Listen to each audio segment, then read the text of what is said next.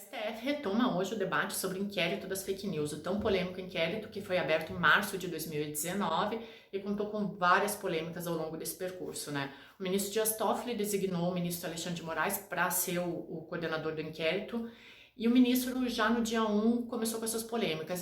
O primeiro ato dele foi pedir para a Receita Federal retirar as investigações contra o ministro Gilmar Mendes.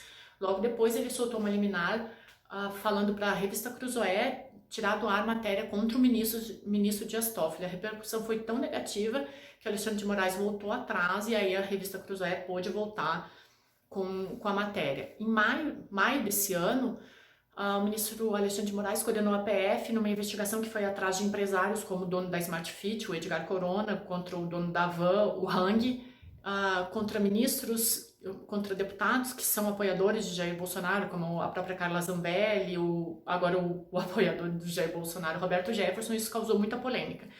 Os juristas se dividem em relação a esse inquérito. Alguns defendem que ele é ilegal e outros que ele é legal. Vamos começar com a parte legal, né, com o ponto polêmico disso tudo. O Alexandre de Moraes, ao mesmo tempo que ele é alvo das investigações, ele é quem toma as decisões. Então isso contraria o princípio da imparcialidade, né? Outro problema é que essa investigação ela contraria o sistema do direito penal aqui no Brasil, que é acusatório, e ele precisa da participação do Ministério Público Federal. Nesse caso, não tem a participação do MPF. O Alexandre de Moraes coordena a PF diretamente. Isso é um ponto muito polêmico, porque a função do Ministério Público seria fazer as acusações e aí sim o juiz responsável vai lá e julga. Não é isso que tem acontecido. O Alexandre de Moraes está simplesmente por dentro de tudo, né? Outro problema é que quando o Dias Toffoli abriu esse inquérito, ele não especificou muito bem quem seriam os investigados. Esse escopo ficou muito amplo. Então seria mais ou menos assim na academia, quando a gente faz um artigo e não define o corpus que a gente vai analisar, né? Então ficou muito aberto quais seriam os investigados, né? E aí algumas pessoas estão dizendo que isso é um tribunal de exceção. Tem gente que compara isso até com o AI-5.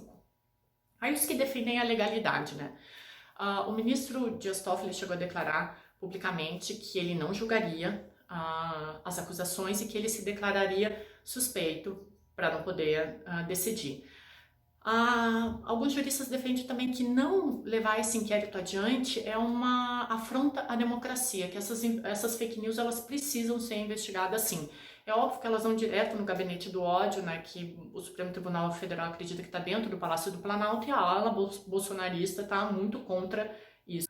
O ministro Dias Toffoli chegou a declarar que depois que o inquérito foi aberto, houve redução de até 70% de ataques e de fake news contra o STF. O que acontece no meio disso tudo? Assim, tanto o inquérito das fake news como o PL das fake news ainda precisam sim ser muito debatidos, muito conversados, porque aqui no Brasil a gente ainda não tem uma definição clara do que são as fake news. Agora a gente tem eleições aqui, não se tem uma punição para quem espalha fake news. E aí um dos problemas também do PL da fake news é que, de acordo com algumas interpretações, ele pode punir uma pessoa que de repente repasse uma fake news sem saber que aquilo era fake news. Então, quando é esse assunto aqui no Brasil, a gente não pode ir atropelando, não pode tomar decisões precipitadas e tem que haver sim um grande debate. O que o plenário do STF deve definir hoje é, na verdade, um meio termo. Então, deve definir a atuação do Alexandre de Moraes, a atuação do Ministério Público nesse inquérito e aí partir para um debate longo, cansativo, mas extremamente necessário, como deve ser com o projeto, com o PL das fake news, que não tem ainda nem relator. Então é isso, gente. Hoje de tarde a gente aguarda o que vai acontecer.